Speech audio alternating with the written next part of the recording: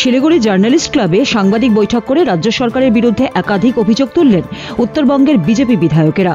উপস্থিত ছিলেন শিলিগুড়ির বিধায়ক শঙ্কর ঘোষ, ফালাকাটার বিধায়ক ও বিজেপির রাজ্য সহসভাপতি দীপক বর্মন, ডাবগ্রাম ফুলবাড়ির বিধায়ক শিখা চট্টোপাধ্যায়, মাটিগাড়া নকশালবাড়ির বিধায়ক আনন্দময় বর্মন সহ অন্য নেতৃত্ব।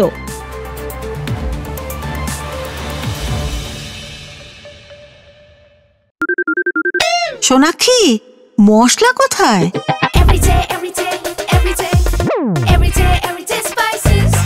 এভরিডে মশলা, দেশের স্বাদ।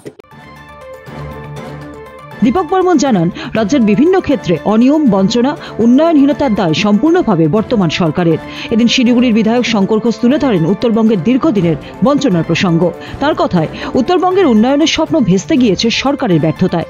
শুধুমাত্র বর্তমান সরকারই নয়, পূর্বতন সরকারগুলির অবহেলাও এই পরিস্থিতির জন্য দায়ী। উন্নয়নের যে সেতু উত্তরবঙ্গকে এগিয়ে নিয়ে যেতে পারত, সেটি আজও অধরা। বিজেপি বিধায়কদের দাবি, উত্তরবঙ্গের নাগরিক অধিকার রক্ষার লড়াই যে দল চালিয়ে যাচ্ছে, আগামী দিনেও তাদের সেই লড়াই আরও জোরদার হবে।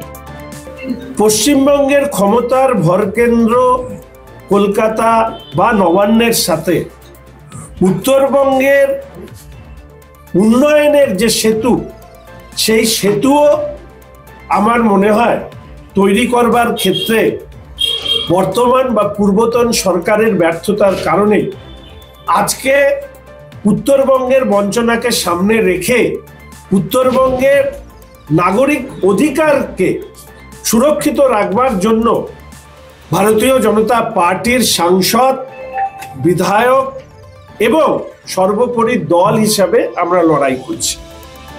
এ নিয়ে শিলিগুড়ির মেয়র গৌতম দেব জানান, উত্তরবঙ্গে কি কি কাজ হয়েছে তা বলতে গেলে লম্বা ইতিহাস নিয়ে বসতে হবে।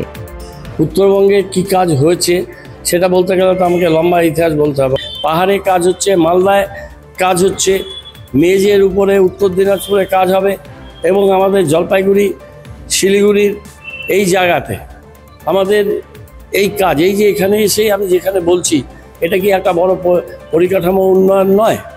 এই ধরনের ছোট বড় প্রচুর কাজ হয়েছে। শিলিগুড়ি থেকে তনুপ্রিয়া পালের রিপোর্ট, উত্তরবঙ্গ সংবাদ।